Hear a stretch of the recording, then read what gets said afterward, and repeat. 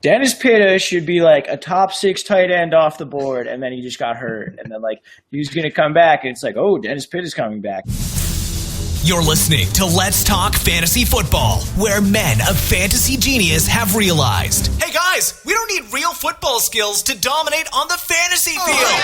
Yeah. So slap on your pads and grab your helmet. Shit's about to get real. Welcome back, ladies and gentlemen, to another episode of Let's Talk Fantasy Football. I am your host for this week. My name is Nick Walsh, and I'm here with my beautiful, lovely, talented co-host, co-host, Vinny Gonzalez. What's up, dude? How's it going, Walsh? It's going pretty good, man.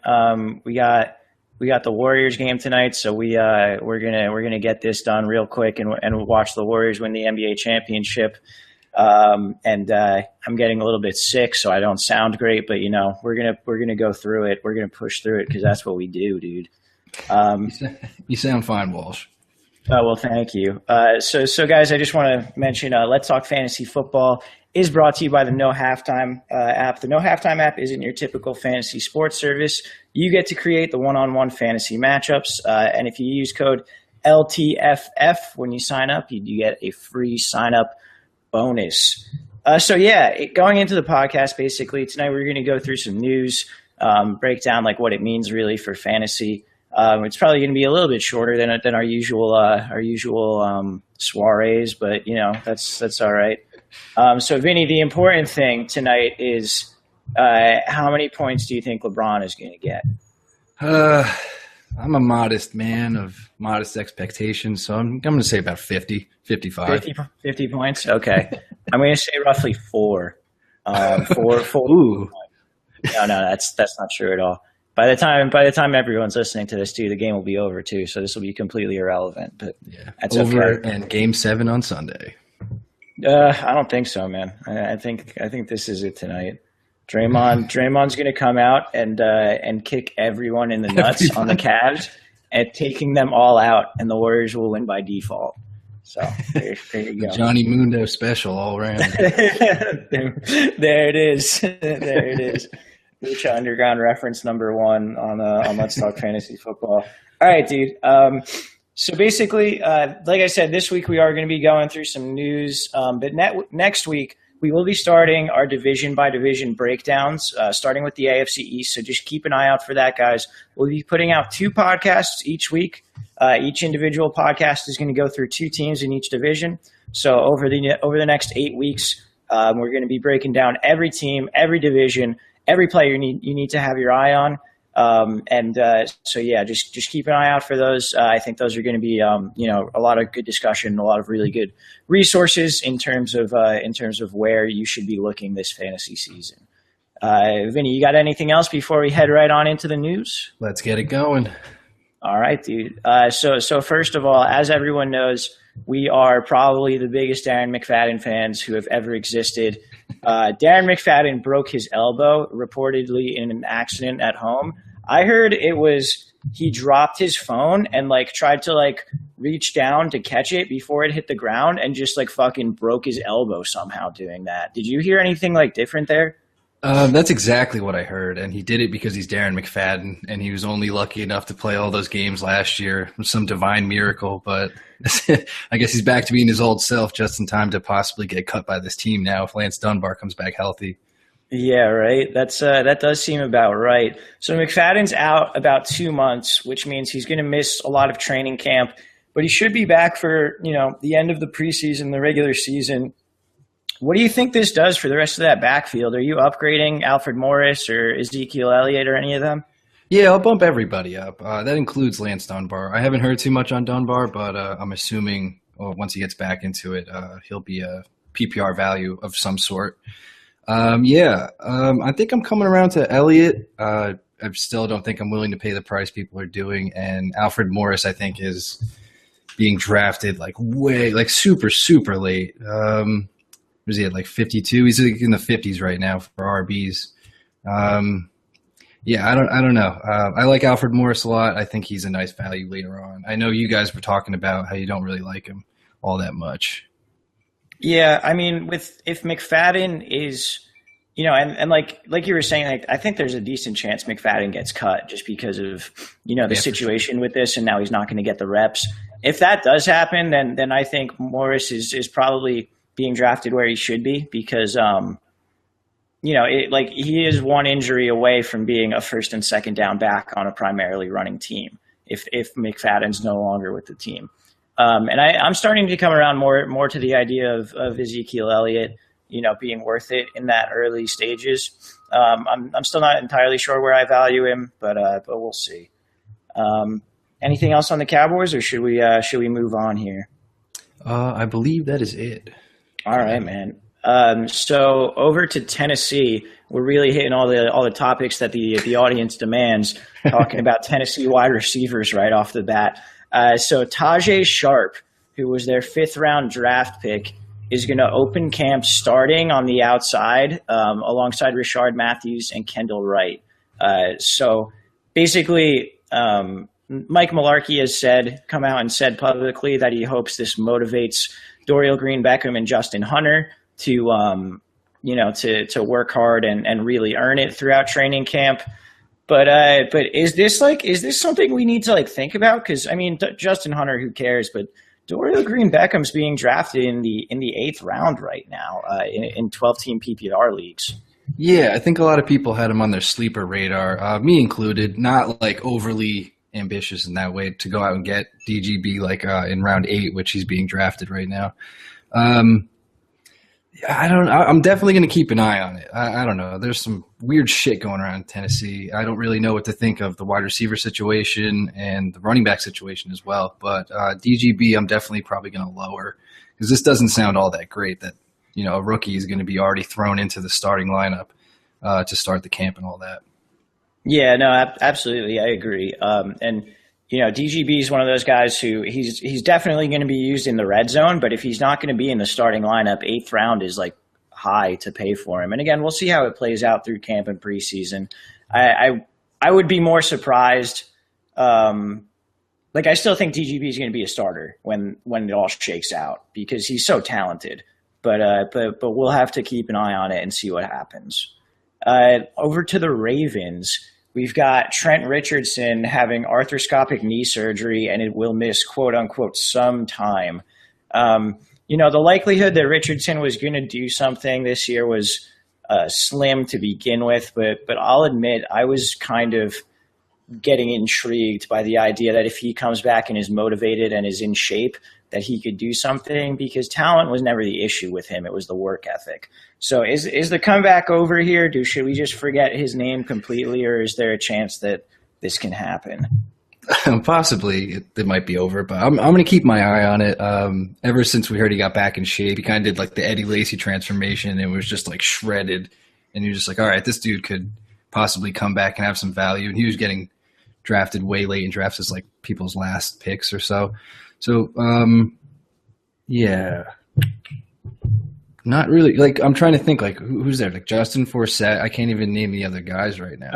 Buck Allen and Kenneth Dixon are the other 2 running backs there. So, it's a crowded backfield to begin with, but no one's really standing out. No one really stands out as a definitive this is the guy in that backfield. So it'll be interesting to see how it shakes out. Yeah, for sure. I think that's why Trent Richardson was so appealing. It's all right, he's got the pedigree and he's coming into this murky-ass backfield. He could possibly, take the lead on this. But I guess the backfield's going to be Justin Forsett's to start, and I don't really love him this season.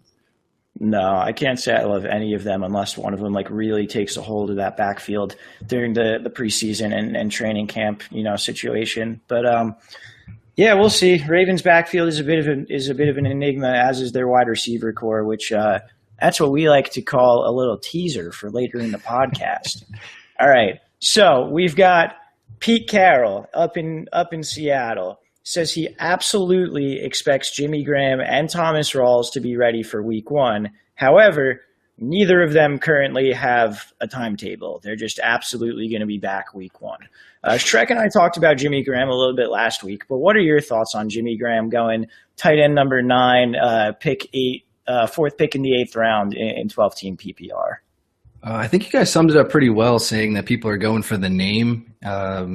like where they're drafting him. It's just everyone's distracted by Jimmy Graham and what he's done and what he could be. I don't think he's healthy. I don't think Thomas Rawls is healthy. Pete Carroll a couple of weeks ago said they're not going to be ready week 1, like at all. So this complete turnaround to absolutely coming back is bullshit. And I'm gonna stay away from that. I'm gonna draft Jimmy, like during the draft, I'm gonna keep away from Jimmy Graham and Thomas Rawls as if they're not gonna start week 1 or draft them that way. Fair enough. I think that's, obviously we're early on in the process, but it is definitely concerning. And Rawls is going high. He's currently running back 12, 5th pick in the 3rd round. That's a lot to pay for a guy who, 1, we have a very small sample size on what he's done in the NFL. 2, doesn't have a timetable to come back from injury. And then 3, they literally drafted 3 running backs in this year's draft, which like Rawls looked really good when he played last year, but man, that is not exactly like a vote of confidence for Thomas Rawls. The only other running back there getting drafted is CJ Prosise, who I believe is in like the 13th round right now or something. He's 55. More of is he running back 55? Okay, perfect. Yeah. Currently, yeah. He's more of like a pass catching specialist. Like he's expected to get a lot of that third down work from the start. The other guy who they drafted is Alex Collins, who could be in the competition for early down work. But are you at all interested in those guys? If we're saying Rawls isn't going to be back week 1, do those guys appeal to you then? I'm a little interested in CJ Prosise just because he was great in college. He was a wide receiver and transitioned to RB the last year that he was in college. I don't even know where he went. I'm sorry. But Notre Dame, I think, but I could be wrong. Okay. I had no clue. But he was great, and he also has a small sample size, and that's a college sample size for just playing the position for 1 year. And it depends on what kind of offense they want to play now that Marshawn Lynch is gone. If they're going to be throwing to the running back a lot, CJ Prosise could have huge PPR potential and possibly standard potential too. So it's something to monitor, especially if he stays this late, like 55. I'm assuming he'll, bump up a little bit if Thomas Rawls, has any setbacks or there's just more negative news for coming back week 1. So I'll definitely keep my eye on that for sure. Yeah, absolutely. I mean, keep an eye on Rawls, and then where there are injuries, there's opportunity. We know that Seattle has historically been a run-heavy offense, though maybe that changes this year. But yeah, just keep an eye on Prosise and Alex Collins, and see what happens there. All right, guys, we're going to take a quick break and hear from our sponsor, No Halftime, and then we'll be right back. You're staring at your weekly fantasy opponent and thinking to yourself, I would love to challenge just one of his players, not his entire team. Well, your fantasy sports service doesn't allow you to. Now you can on the all-new No Halftime app. The No Halftime app allows you to create individual challenges using players or teams. For example, you can pit Beckham versus Brown, Cam versus Rodgers, or even Ezekiel Elliott versus AP. Creating a challenge takes seconds, and accepting challenges is even easier. No Halftime challenges can be private or public and created for the NFL, MLB, NBA, NHL, PGA, and other sports. Join today and get started. Real money and fantasy supremacy awaits you. And now you can also try No Halftime for free with $0 challenges. Visit nohalftime.com for more information and to download the No Halftime app for your iPhone or Android device. Receive a bonus by entering in the promo code LTFF at sign-up. Receive a free t-shirt when you make a deposit.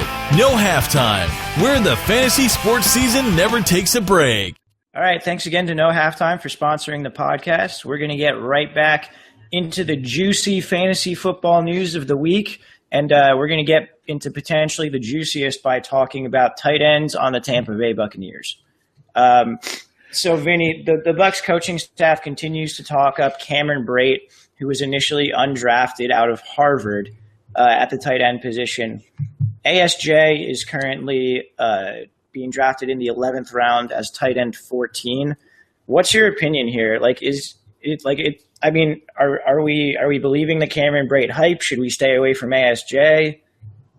I would stay away from ASJ. I played him a few weeks last year, hoping that he would do something. I think I played him one playable week out of probably 4 or 5 times. I was pretty pathetic in the tight end game last year. But that's what we do here. We just spin the wheel.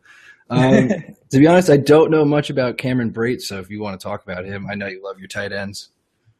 Yeah, I mean, he showed flashes last year. He scored 3 touchdowns on only 30 targets. That's the thing, though. The Bucs staff keeps talking him up as a guy who has like an uncanny knack for scoring touchdowns, which to me means like he's a red zone package type guy, which like isn't like is the kind of tight end you're like really pissed about playing on a bye week when your starting tight end is down, but like you do it on the off chance that they score a touchdown, and if they don't, you end up with like 1.5 points from them, possibly 0. Yeah, exactly. So I mean, right now that's how I'm seeing it, but I agree that ASJ to me isn't really draftable just based on like this isn't like a one-time thing where like we've been hearing good things about ASJ and then now it's like all of a sudden just, oh, Cameron Brate also is good. Like we've been steadily hearing just like negative things about ASJ out of the Buccaneers camp and out of the Buccaneers media basically all offseason. So to me, that's a pretty big red flag. Yeah, I agree. I would definitely stay away. There's a huge tight end pool this year. I'm sure we'll get to that when we go over all the teams separately and things like that. But yeah, I would definitely stay away. Yeah, absolutely. All right, so let's head over to New Orleans, where we've got the Times-Picayune, which may be the only newspaper left in the country that uses the word Picayune. I don't know. If any of you guys know of another one, let me know or tweet at us or something, because that's extremely important for us to clarify. But anyway, the New Orleans Times-Picayune says it's pretty apparent that C.J. Spiller is behind Tim Hightower on that depth chart. Are either of these guys draftable for you? I refuse to fall for the CJ Spiller hype once again. I'm going to definitely stay away. I agree. I've been burned too many times by CJ Spiller, and we know he's so talented, or at least he seemed like it for that 1 year in that one beautiful year in Buffalo, when Shane Gailey just used him to his absolute maximum. But yeah, at this point, I would be upgrading Hightower though. Hightower's like RB60 right now, when Spiller's RB57. Like if Hightower's the clear handcuff to Mark Ingram, who has gotten injured in the past. Mark Ingram hasn't exactly been the picture of health for his entire career, and we saw Hightower be effective. So I'm mildly interested in that. Yeah, I do like that point. And if you're looking at where Ingram is going, he's like, what is it? Early third, late third. If you do like you take early wide receivers and then grab Ingram as your RB1, you can snag Hightower way later as like kind of just like a nice little handcuff for your RB1, and you won't have to pay much for either of those guys. So investing in the Saints backfield is something you might want to think about if you're going wide receiver heavy early. Yeah, I agree with that. I think that's probably a good idea.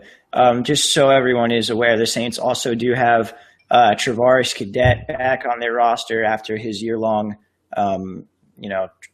travels to New England, and I guess he was on San Francisco's roster for a little bit. They also drafted Daniel Lasco, who's in the 7th round, rookie out of Cal, who some people like as a guy who might have a future and who maybe at some point during the season could become the handcuff instead of Hightower.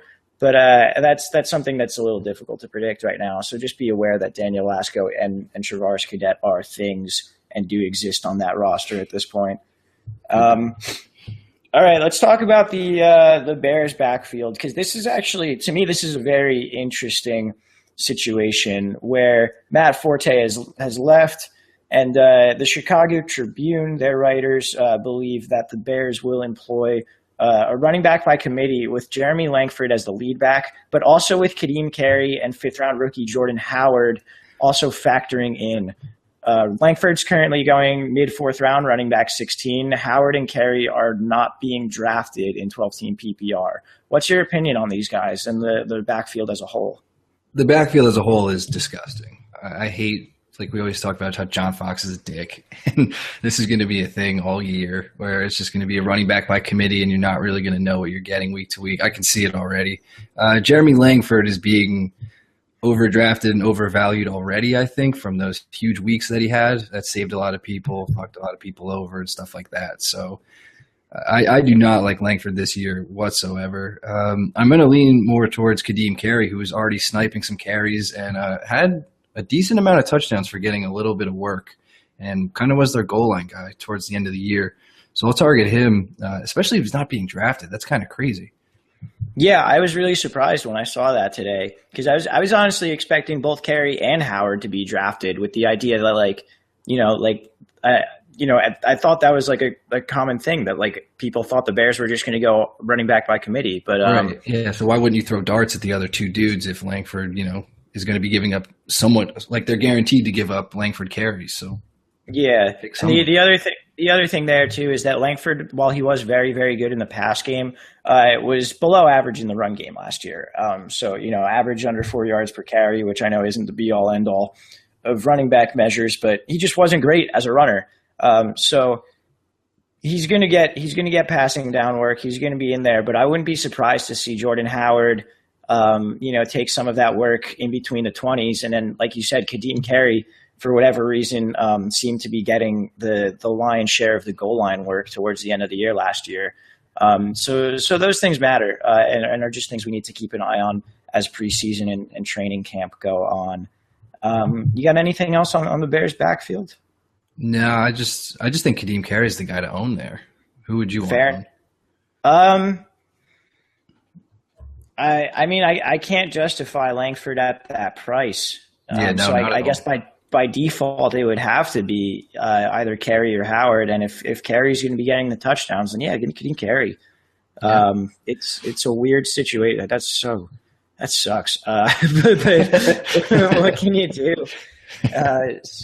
All right, so let's talk about the Bears wide receivers now, because the unfortunate news coming out of there is that Marcus Wilson re-broke the foot that he broke in Week 13 of last season, and he could start the season on the reserve list or PUP list, which basically ensures that Kevin White is going to be starting on the outside opposite Alshon Jeffrey.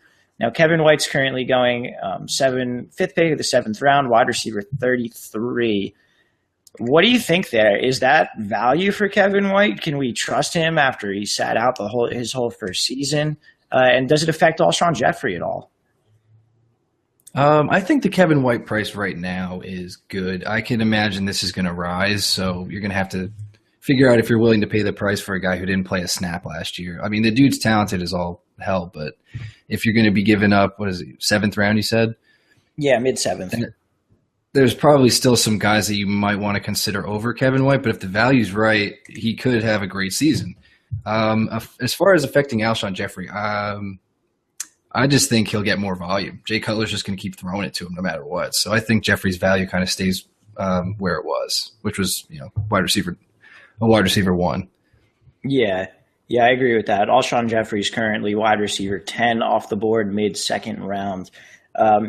And I could be wrong, but I think before we knew that White was going to miss the season last year, he was going around wide receiver 30. So this is kind of where he was going, maybe even a couple spots later than he was going last year. So it's I think it makes sense. It's probably about right for Kevin White. What's his name? Eddie Royal's also there. He's going to be in the slot.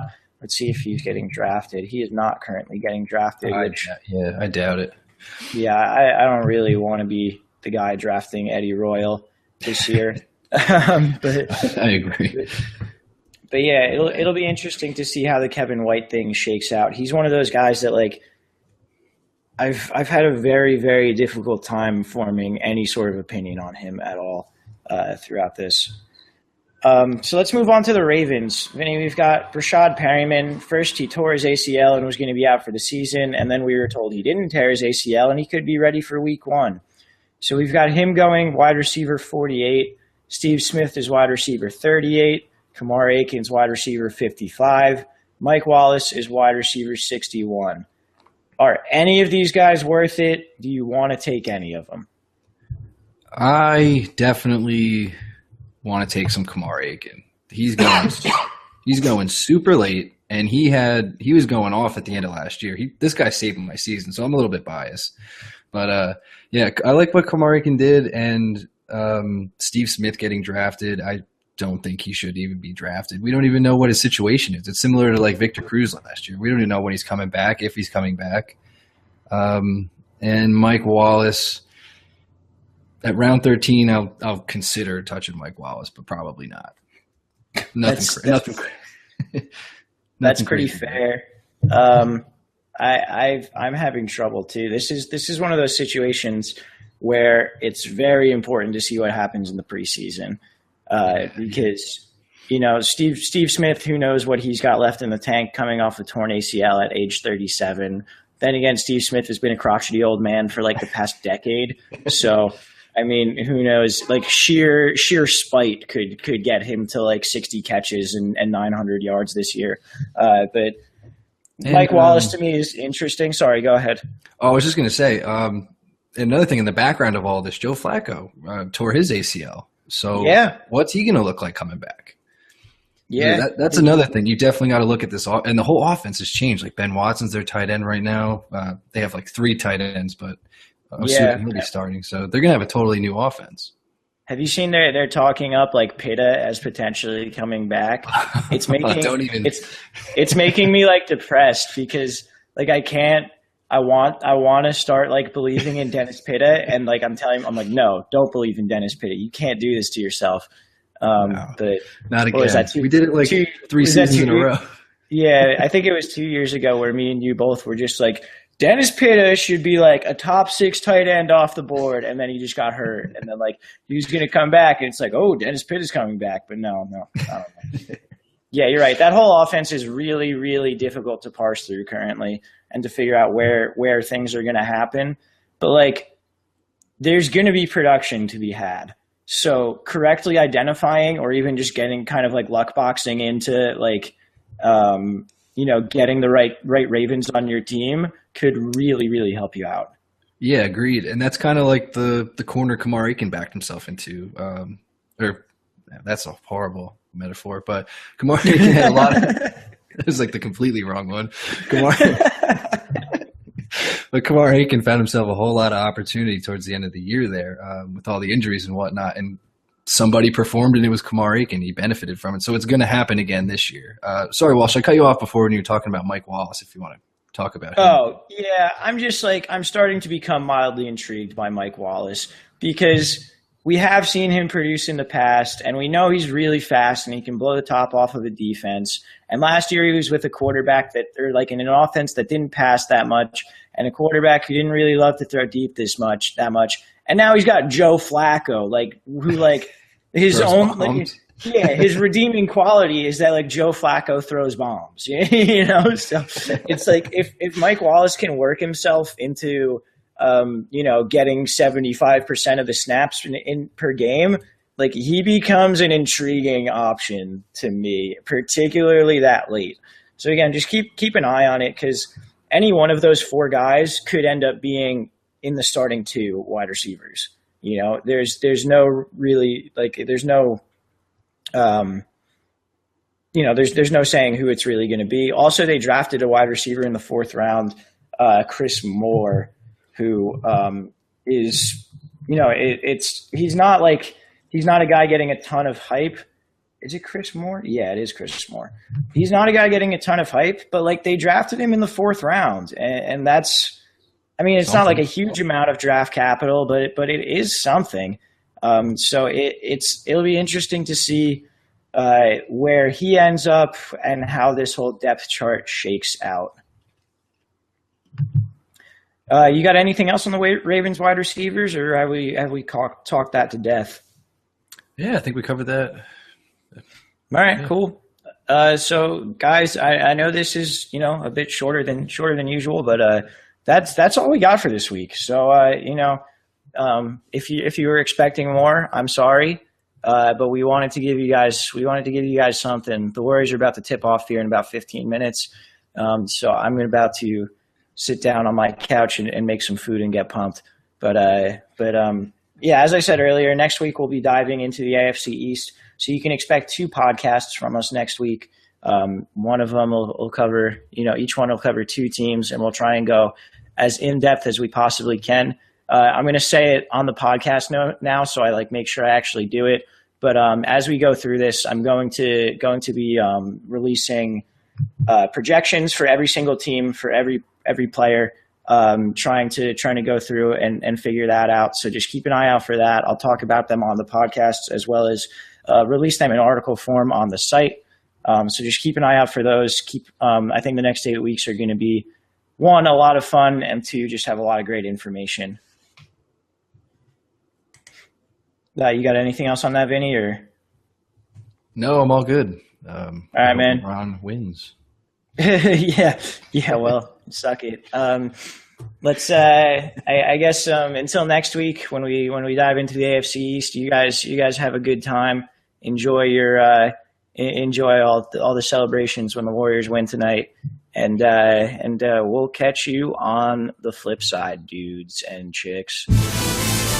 This has been Let's Talk Fantasy Football. Thanks for listening.